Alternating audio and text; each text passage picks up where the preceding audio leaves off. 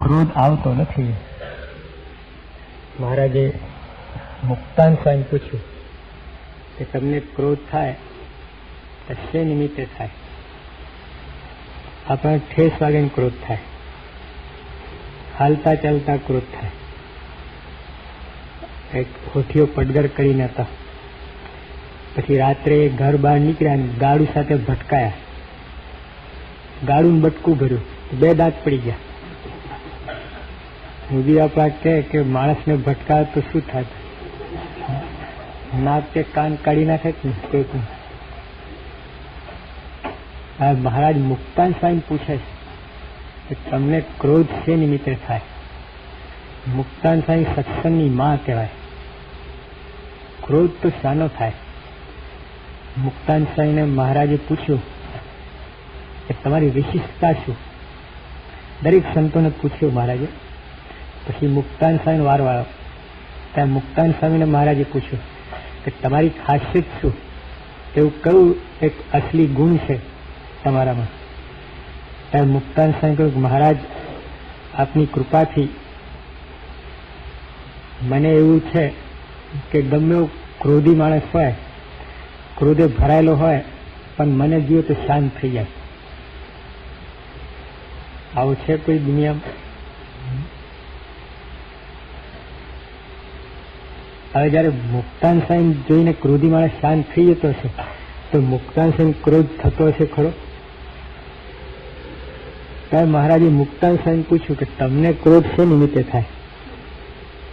એટલે જો 1% ચલાવી લેવાની વાત નથી. મહારાજ જે કહે છે આટલી કક્ષાએ વાત છે. આપણે તો હાઈલી ઇન્ફ્લેમેબલ. ગેસ પછી દેશમાં તો પેલા ડબ્બા ઉપર લખેલા, પેટ્રોલના ડબ્બા હોય ને, not two B loose scented. જોજો, જો વધારે થશે તો ભડકો થશે. એરોપ્લેન આગળ તો પહેલા તો નહીં, હમણાં તો નહીં, પહેલા તો એ લોકો photography, flash photography was not allowed. ત્યાં કંઈક પેટ્રોલમાં કંઈ લાગે તો આટલું બધું. એમ મુક્તાન સ્વામીને આપણામાં આટલો ફેર. મુક્તાન સ્વામી મહારાજ પૂછે છે, પણ એમનો ક્રોધ તો બરફ જેવો. કેટલી ડિગ્રી તમે હીટ કરો ત્યારે માંડ કંઈક લોખંડને ગરમ કરો તો ક્યારે લાલ ગુમ થાય. કેટલો તમે તપાવો ત્યારે. અને પેટ્રોલ આપણે મુક્તાન સ્વામી આટલો ફેર. વધારે નહીં. ક્રોધ તો એમ નહીં થતો છે અને આપણને થાય છે. આપણને ઓફિસમાં ક્રોધ થાય તો ઘરે ઉતરે, અને ઘરે ક્રોધ થાય તો ઓફિસમાં ઉતરે. એટલે બિચારો પીએમ કે કોઈ એમ સલામ ધરે તો આમ કરે. આ તો શું છે? એમ છે કે સાહેબ આ કંઈ ચામાં ઠેકાણ પર લાગતું નથી. અને ઘરે ક્રોધ કઈ ના હોય, અરે ઓફિસમાં ક્રોધ કહે, અને ઘરે પેલો બાળક દોડતા પપ્પા પપ્પા કે એટલે બાળક એમ વિચાર કે શું છે પપ્પાને શું થયું? આપણો ક્રોધ 5, 10, 25, અહીં તો તારે 50 માઇલ જવું પડે ને જોબ માટે, અહીં તો 50 માઇલ લાંબો ક્રોધ આપણો. ત્યાં મુક્તાન સાહેબ મહારાજે કહ્યું કે મુક્તાન સાહેબ એટલે વાત કરો છો પણ અમને શંકા જાય છે કે તમને માણસ ક્રોધી માણસ જોઈને ધાડો પડી જાય એટલે પરીક્ષા કરવી પડશે. પછી મહારાજ એકવાર બેઠેલા હતા અને ખાખી બાવાઓ આવ્યા. આપણા દેશમાં બહુ આવે, હાથી લઈને ફરે અને જે ગામમાં તળાવ નાખે ને ધુકા કાઢી નાખે. એક ગામમાં બધા બાવો ગયેલા અને એક ગરીબ બચારો હરિભગત એને કહે કે ચલ બચ્ચા કાળી રોટી और ધોરી દાલ ખિલાઓ. ઓલો કે હું વર્ષોથી ખોરી જાર ખાઉં છું, તને ક્યાંથી ખવડાવ? નહીં બચ્ચા ક્યાં સમજતો, સાધુ કા મહિના સમજતો. તો ઓલો ભાઈ બધું સમજુ છું પણ લાવું ક્યાંથી? ત્યારે તો બહુ ગરમ થયા. પછી અને કાંઈ નહીં, ભગવાને બુદ્ધિ સુજાડી. અચ્છા ચલો મહાત્મા બધા ઉપર આવી જાઓ. પર બેસાડ્યા બધાને. પછી દૂધપાક ને કાળી રોટી એટલે માલપુઆ, ધોળી દાળ એટલે દૂધપાક. હા એવું છે. બાજરાનો રોટલો નહીં, એ કારે રોટલો નહીં. એટલે પછી તો બધા સંતોને જમાડ્યા બધું કર્યું. ઓલા લોકો કહે કે આને શું કરેલું? આ બધા સંતોને કોઈ શેઠિયાએ નવા જોડા અપાયેલા બધા. નીચે હતા દાદા ઉપર જમતા હતા ને એટલે પહેલા આ બધા જોડા વેચ્યા હતો અને એના સીધું લાવીને પછી આ લોકોને જમાડેલા.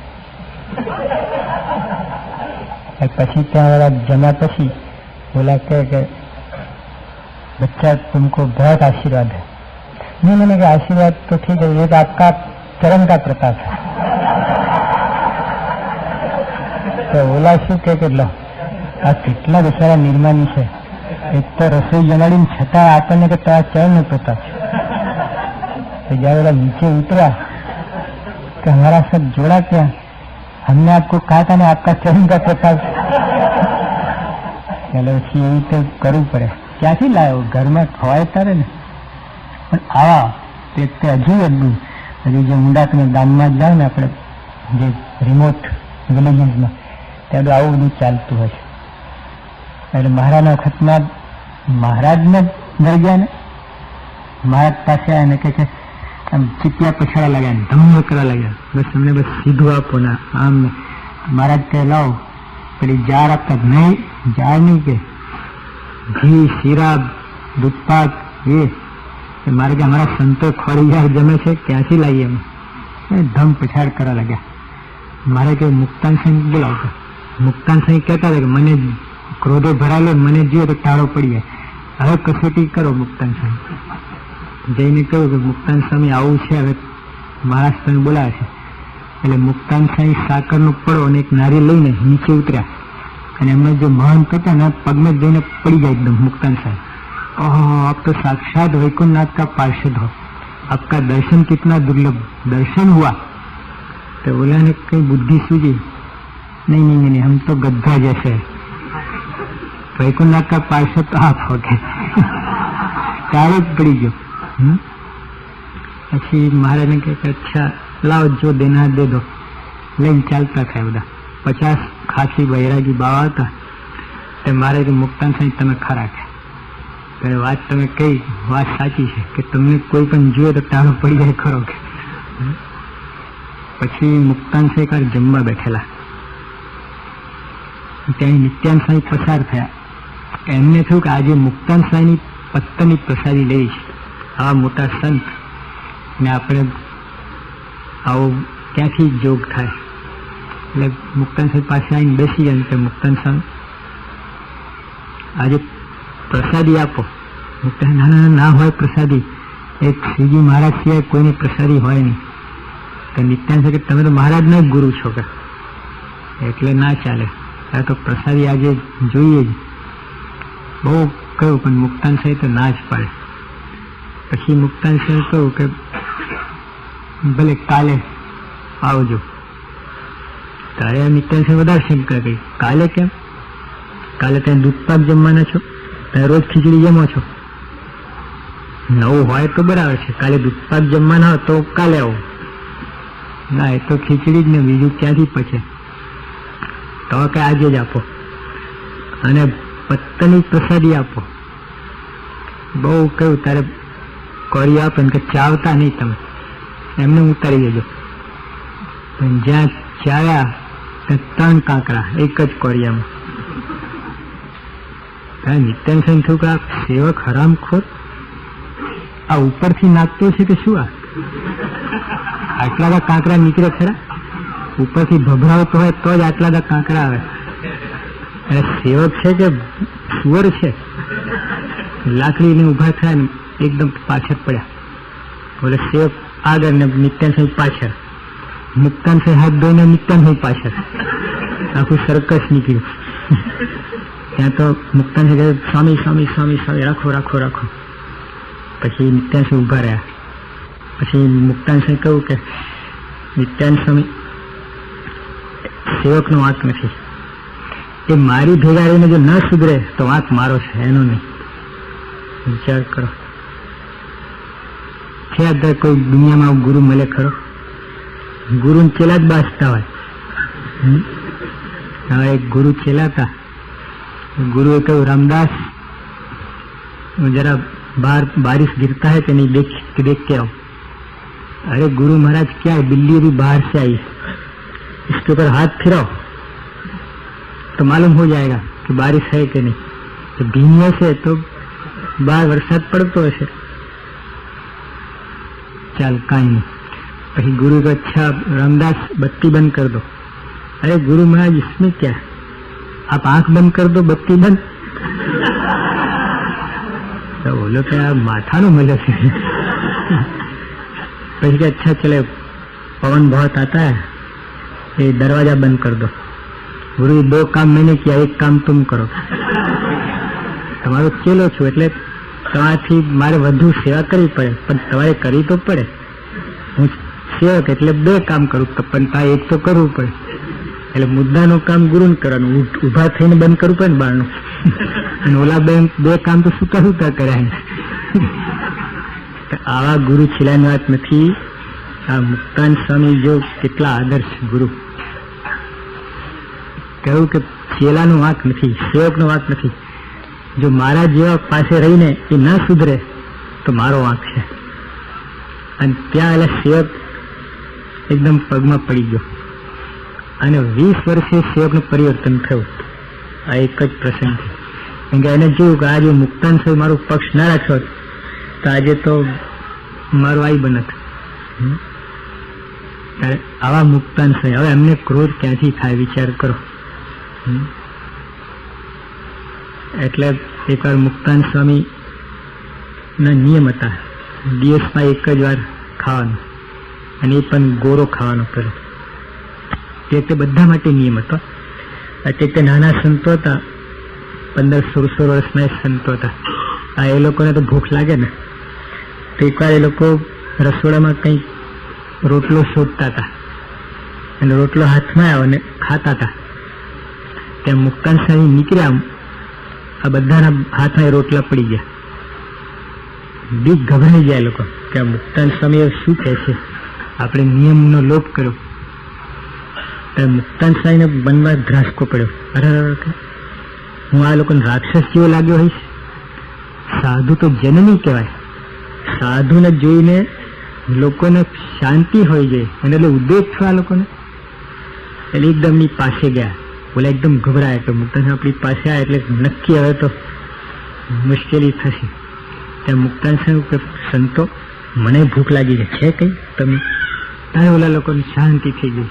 કહો ત્યારે તે લોકોએ મુક્તાનંદ સ્વામી ને રોટલો આપ્યો તો મુક્તાનંદ સ્વામીના નિયમ બારજીને રોટલો જમ્યા, પણ ઓલા સંતોને શાંતિ પણ મળી। આવા મુક્તાનંદ સ્વામી હતા। બોલો આ એમને ક્રોધ ક્યાંથી થાય? પણ તો મહારાજ એમને પૂછે છે કે તમને ક્રોધ શી નિમિત્તે થાય? હદ થઈ ગઈ ને, પછી આપણે તો શું કરવું? ને મુક્તાનંદ સ્વામીને પણ હજુ કંઈક બાકી હશે ખૂણે ખાચરે તો એમને કાળાની વાત તો આપણું તો દિવસમાં કેટલી વાર બેરોમીટર છેડે ઉતરે છે। મહારાજ એવી આજ્ઞા કરેલી બધા સંતોને કે જે સાધુ ક્રોધ કરે તો એને બીજા બધાએ હાળ કૂતરી કેવું। તો ક્યાં સુધી કે ઓલો જે સાધુએ ક્રોધ કર્યો એ પણ ભેગો ના કહેવા લાગે હાળ કૂતરી, ત્યાં સુધી। આવા નિયમ સ્વામિનારાયણ ભગવાને બનાવેલા। બોલો એટલે હવે થાય ને સંતો કે ઓછા કઈ ઉપરથી ઉતર્યા છે। એકવાર અમે બધા એક ગામડે ગયા હતા, ત્યાં 2 સંતો જરા તોફાની હતા, હોય ને કે બધા કઈ ડોક્ટર સ્વામી હોય કે,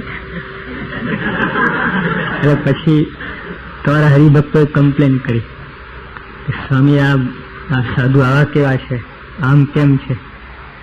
તમારા આચાર્ય હતા હોશિયાર કે તમારી ભેટ છે કે તમારો દીકરો છે ત્યાંથી આવ્યો છે, કાલે તમારો દીકરો કાલે સાધુ થયો, ઓવરનાઇટ કઈ એનું બધા સાધુતાના ગુણ આવી જાય ખરા? તમે 20 વર્ષથી બદલાયા નથી, 1 દિવસમાં બદલાઈ જાય।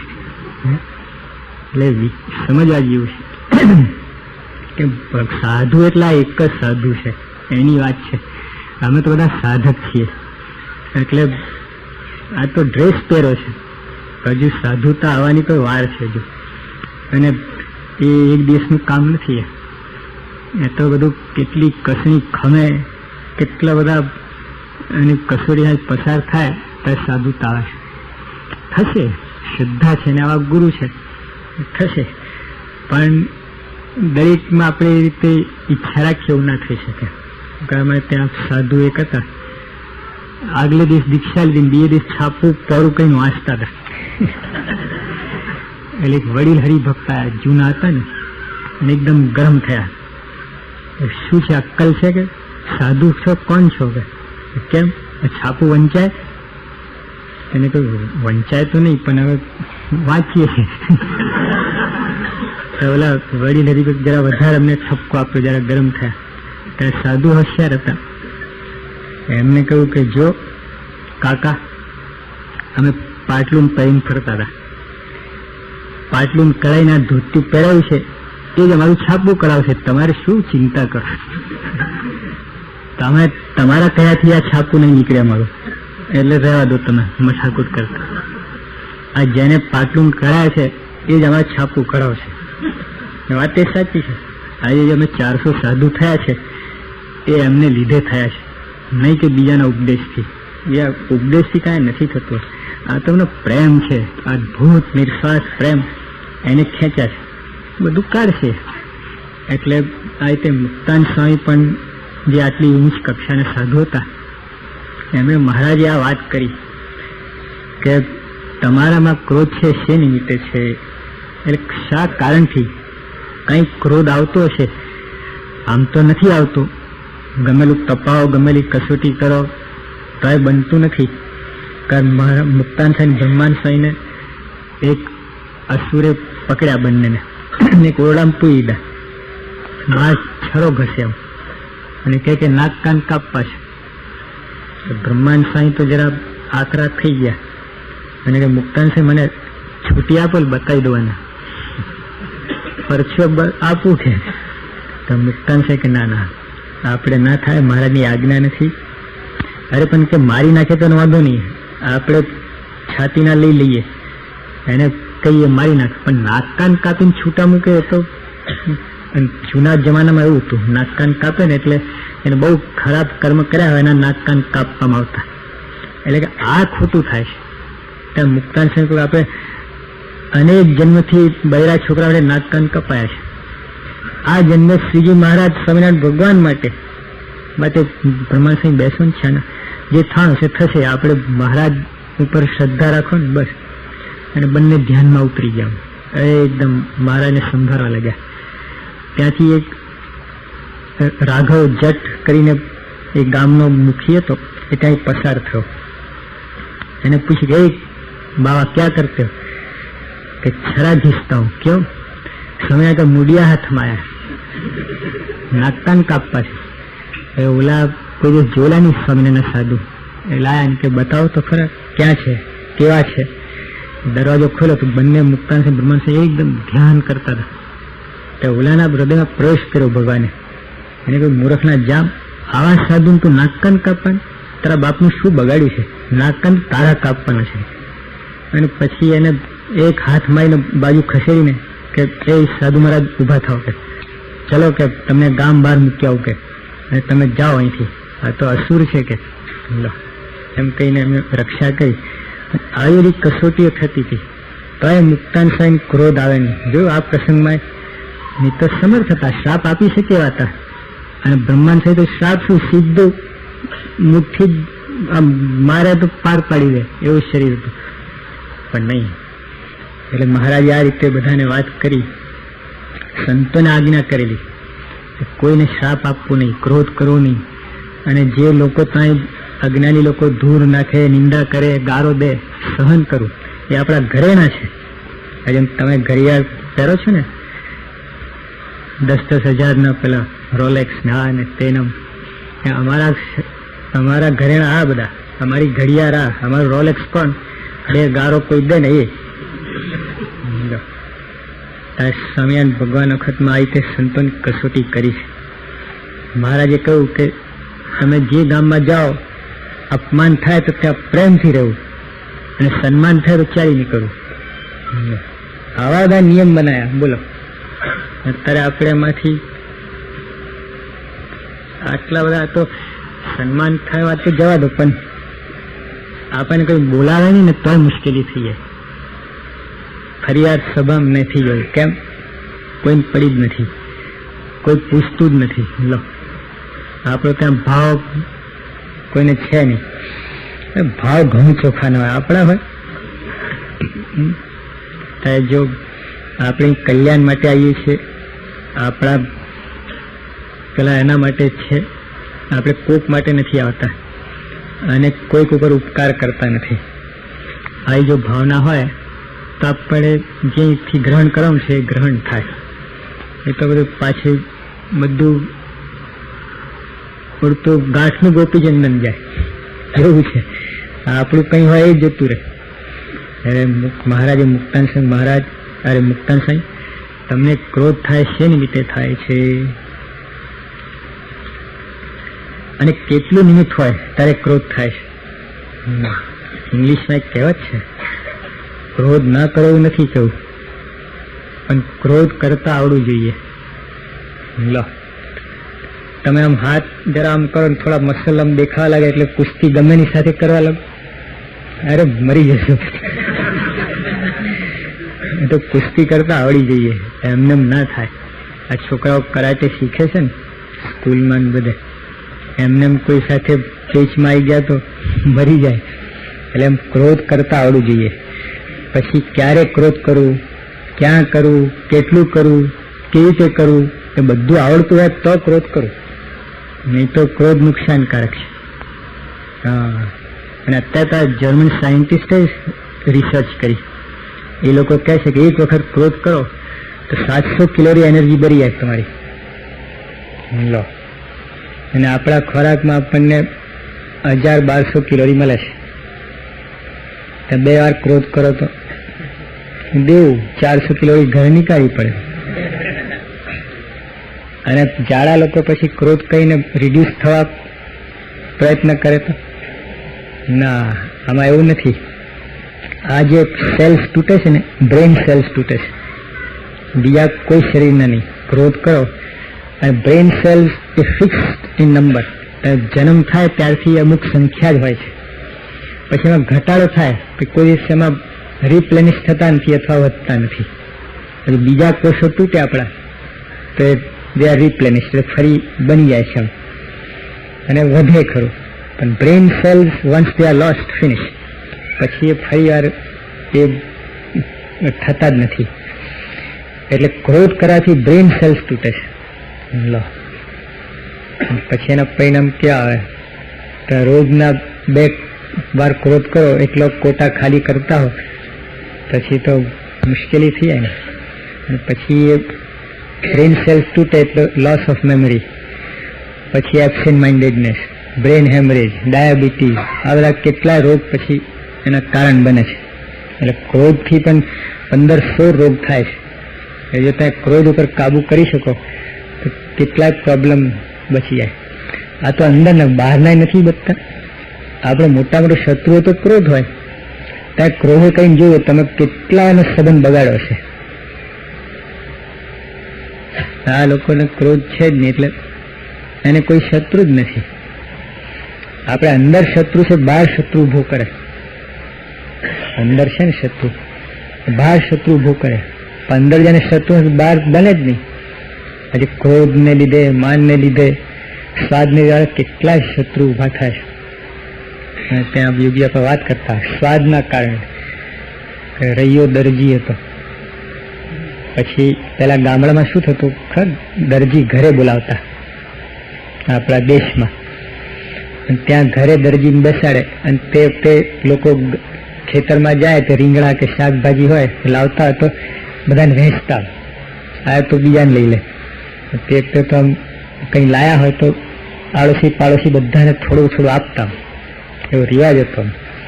ને સોશિયલ, અત્યારે આપણે social only in shaking hands બસ. બાકી તો હોટલમાં ગયા તો તું તારો બિલ ને હું મારો બિલ. સોશિયલિઝમ ખાલી આટલામાં જ રહ્યું છે, in custom and manners, that's all. Heart felt નહીં. પહેલા આપણા લોકો એ રીતે ગામડા હતા પણ એટલા ભાવ લોકોને એકબીજા માટે પ્રેમ, એક આદર, ઉદાર દિલ બધાને. ચાલ લઈ જા, ઉઠા 10 રીંગણા લઈ જા ખેતર. આજે તો કોકના ઉઠાયેલા એટલે બેને લીધા એને પાછા આપવાની વાત નહીં, એવું બધું. તે વખતે તો પેલા લવિયા દરજી, રૈયો દરજી નહીં, લવિયા દરજી, એને પેલા ખેડૂતે પછી રીંગણા લઈ આવ્યા. આમ પેલા કુણા હતા આપણે એને રવૈયા કે, અને આને આપ્યા. આ તરત જ ઘરે જઈને આપ્યા અને કે મસાલો ભરીને બનાવજે કે. એટલે સારું કે રાખો. એક ખૂણામાં રાખી મૂક્યા અને દરજી તો ગયો ને સીવતા હતા ને મોઢામાં પાણી છૂટ્યા. બસ બપોરે 12 વાગે ને આહા તાજા રીંગણા ને રવૈયા ને શું આમ. પછી આમ સીવતો જાય એનું વિચારે કે હવે તો રીંગણા મસાલો ભરાતો હશે. પછી થોડી વાર થાય કે હવે તો ચડતા હશે રીંગણા. થોડી વાર થયું કે હવે તો આમ ઉતરી ગયા છે ને હવે મસાલો નંખાવીને ઢાંકી ગયો છે ને બફાતા હશે ને.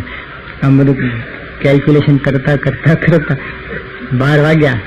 પછી ઉપડ્યો કે બસ હવે તો સીધા તૂટી જ પડું કે આ તો એને આપવું જ નહીં, બધા ખાઈ ગયો. વિચાર કરે છે, થાળીમાં જોયા જ નહીં રીંગણા. એને થયું કે આ શું, તો એકદમ ઘા પડ્યો. અને કહ્યું કે રીંગણા એ કે દાળ ઓરી નાખી. એટલે મને એમ કે સાંજે કરશું આપણે. ઓલાને પીતો ગયો કે રાણ કે આ સાંગા પહેલા કુવામાં પડી મરી ગઈ હોત તો કે જો આ ગુસ્સો જોજો. હા ને પરિણામ, ગુસ્સો ને સ્વાદ 2 ભેગા થયા.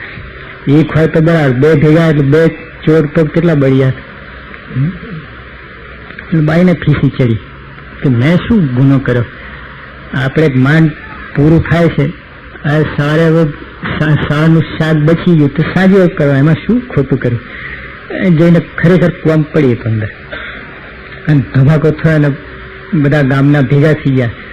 અને લવિયા દરજી દોડ્યા કે શું થયું, કોણ પડ્યું, શું થયું. આ કે તારો જ બૈરું છે કે તારે એને થયું કરે આ તો મહા ઉપાધિ થઈ.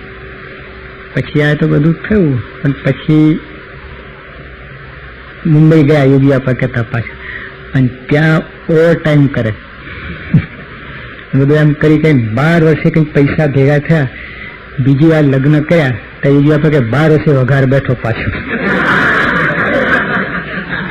બાકી રોજ પોતાની રીતે ભાખરી બનાવીને ખાઈને કામે ચડી જાય. 12 વર્ષે કોને શાક જેવું છે. ફરી લગ્ન થયા ને પછી વઘાર પાછો બેઠો. તે ખમી ગયા હોત તો થોડી વાર કાંઈ નહીં, હવે સાંજે જો. એટલે આવું તો એક દ્રષ્ટાંત આપણે સમજવા જેવું છે કે આવું આપણે પણ કેટલું થતું હોય છે. એક બીજાને સમજી ના શકે. ઘરની અંદર બધા પોતપોતાનું ડીંડું ઊંચું હોય બધું. બસ હું કહું એમ થવું જોઈએ, ઓલી કે હું કહું એમ થવું જોઈએ. અને પછી ધડાધડી થાય. ગુણાત્તન સાહેબની વાતમાં છે કે એક જગ્યાએ તો બહુ મજબૂત સ્ટ્રોંગ હતું. એટલે એ ધણી મારે. હા રીસર ચાલો ધણી હોશિયાર, એ શું કે લીપી જા. એટલે પાડોશી શું લાગે કે ધણી ધણીયા મારે. આવું બધું કયું એડજસ્ટ કરવું પડે. બધું સમાજમાં રહેવું હોય તો બધું કરવું પડે. બધું મારીને લાલ રાખવું પડે બધું. પણ ત્યાં શું કે ત્યાં બધું ચલાવી લે લોકો. પણ અહીંયા તો મહારાજા ધીરાજ પધારે છે, સરભરા કરો. લો સાંઈ બાપાને ઊભા થઈને દોડવું પડે, બોલાવવું પડે. હવે કેટલું દુઃખ કરવું પડે. અત્યારે તમે આપણે જો વિચાર કરો, તમે કેટલાય 20 વર્ષથી પરણ્યા હશો, કોઈ 10 વર્ષથી પરણ્યા હશો, 30 વર્ષના હશે. તમે આટલી સેવા કરી, આભાર વૃદ્ધિ થઈ કોઈ દિવસ? આમ સિલ્વર જ્યુબલી કે કઈ આમ ચલો ભાઈ ત્યાં 25 વર્ષની સર્વિસ તમારી, લો હાર તોરા એક હાર તોરા ભૂલથી ચડે. અરે થેન્ક યુ કહ્યું લો. અને તમે જાઓ તો આમ રિસીવ કરતા છે, આવો પધારો પધારો. કામે થાકીને આવ્યા હતા, ગરજ હોય તો ખાઓ, હુઈ જાઓ. વિચાર કરો આટલું બધું ચાલે છે, તમને વાંધો નથી આવતો. અને સાંઈ બાપા જરાક જો એમની નજર ચૂકે, જાણી તો કરતા નથી, તો આપણને એમ થાય કે બાપા મારા સામું ના જેવું, મને બોલાયો નહીં, મને આમ ના કર્યું. સત્સંગમાં અરે ભાઈ તારે ઘર જેટલું સમજો વધારે ઘર તમને કોણ બોલાવે છે, કોણ હાર તોરા કરે છે. હા એકવાર એક ગામમાં ગયા પધરામણી કરવા, એક ભાઈ એમને હાર પહેરાયો, પછી અમે પાછું પહેરાઈએ ને અને પાછો હાર પહેરાયો તો ઓલા ભાઈ બોલ્યા કે સ્વામી આ કેટલા વર્ષો પછી મારા પત્નીનો બનાવેલો હાર મને આજે પહેરવા મળ્યો. તો ઓલા ત્યાં બહાર જ બેઠા હતા, બહારથી બૂમ પાડી હવે કે તમારા માટે બનાવશે.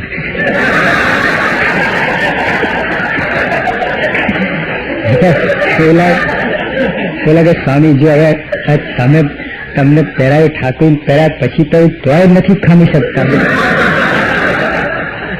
હે એવું છે આ તમે તો તમને મેં કહ્યું આમ કઈ મનમાં ધોકો થાય?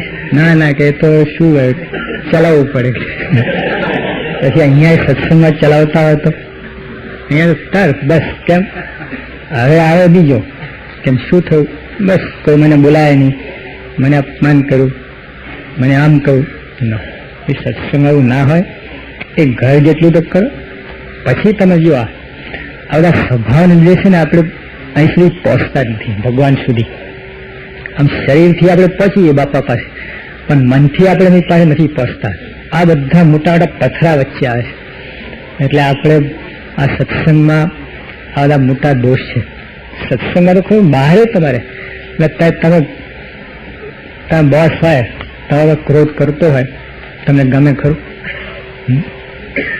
વગર કેમ દબડાવતો હોય, પણ તમે તમારી ગરજ છે મહિને $1000-2000 એટલે તમે પછી ચલાવી લો છો. ભાઈ તારે જે કરવું કરીને મહિનાના આપી દેજે આટલા, બસ છૂટ.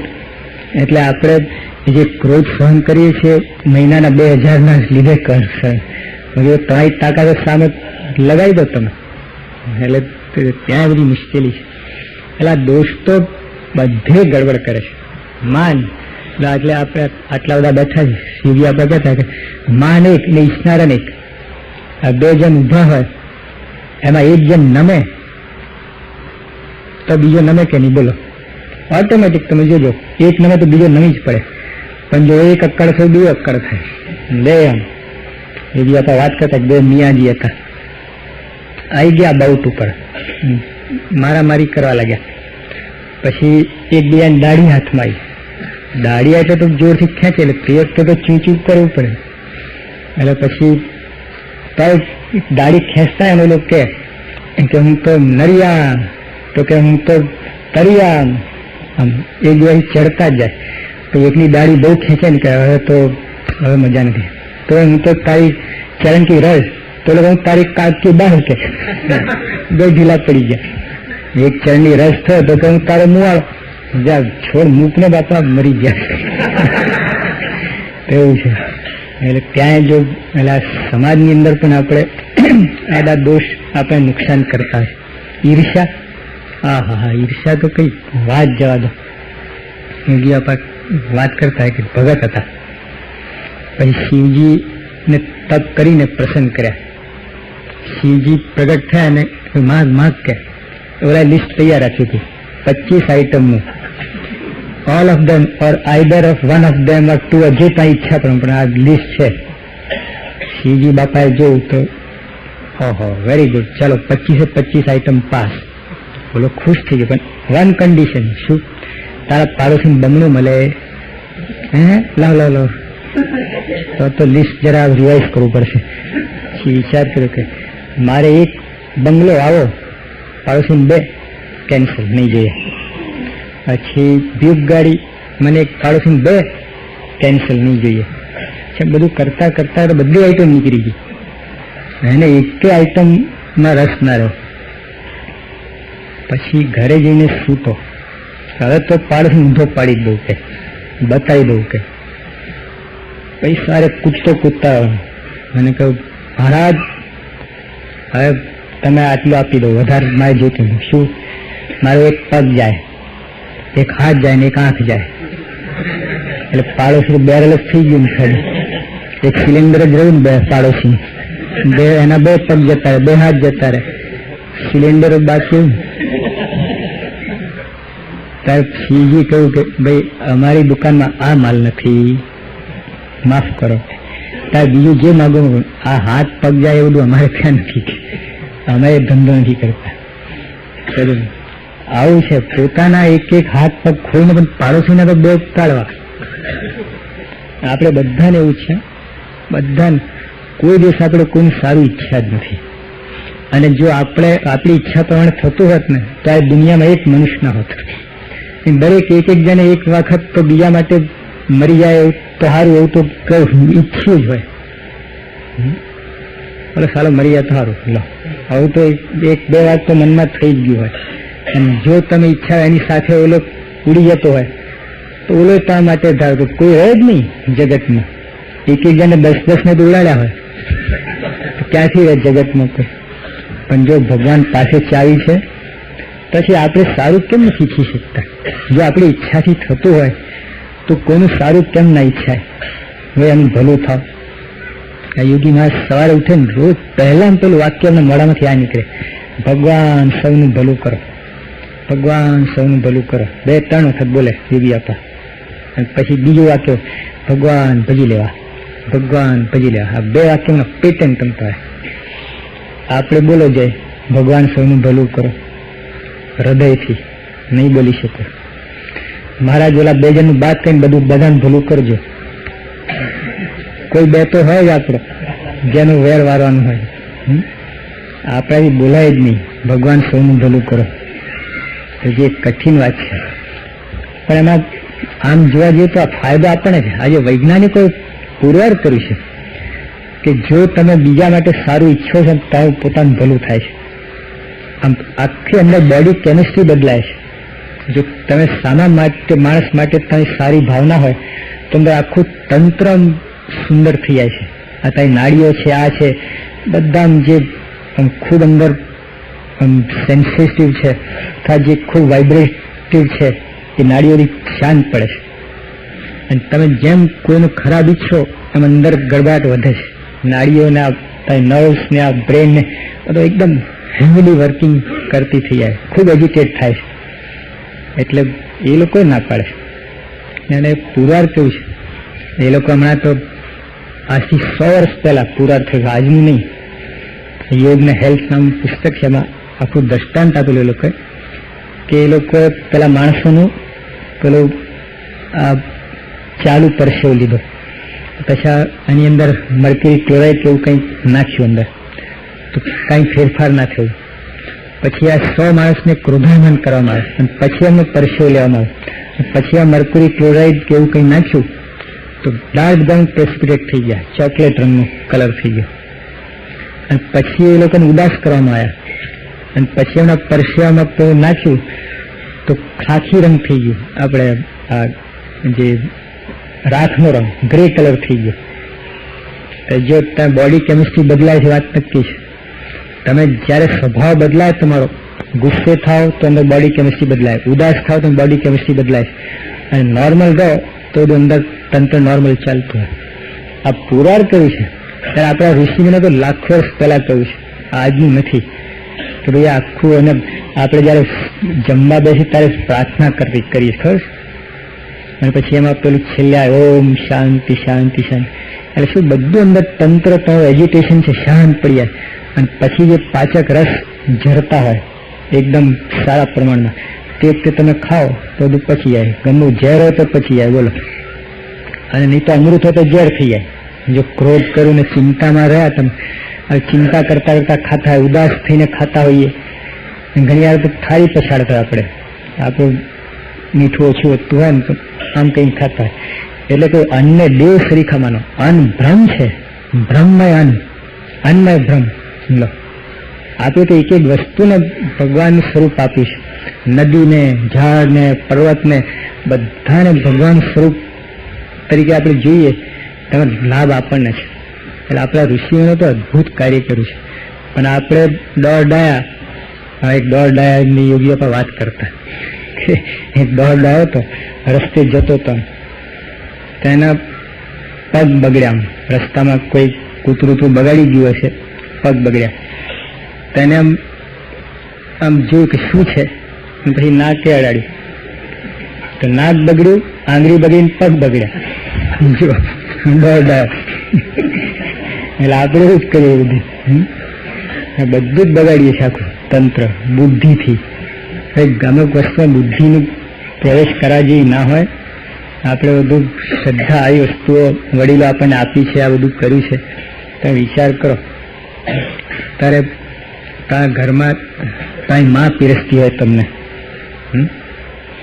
અને તમે શેરેટન કે કોઈ મોટી હોટલમાં જાઓ અને ત્યાં વેટર પીરસતો ફોરસેપ્સથી આમ જરાય અનટચ્ડ બાય હેન્ડ, અને એક તો દાગો ના white pure white snow white લુગડા પહેર્યા, અને આપણી બા પીરસતી ત્યારે લુગડા ગંદા હોય. પણ કેટલો ફેર છે બોલો, જમીન આસમાન ફેર છે કે નહીં? તારી બા પીરસે છે, અંદર પ્રેમ ઉતરે છે, પ્રેમ નીતરે છે. ભલે સૂકી રોટલી હોય પણ ત્યાં અંદર પ્રેમ નીતરે છે. તારી બાને ભાવના છે કે આ દીકરો 2 રોટલી વધારે જમે તો સારું, અને ઓલો 2 ઓછી જમે તો સારું, એને 2 આટા ઓછા. આટલો બધો ભેદ પડે. એને તમે શું બુદ્ધિ રીતે સમજાવવા ન થાય આ વસ્તુને કહો? એ તો વિચાર આપણે કર્યું તારા વાત સમજાય છે. તમે શું તમને સમજ પડે? એ અંદર પ્રેમ યા બધી ભાવના એ અનુભવ કરવાની વસ્તુ છે.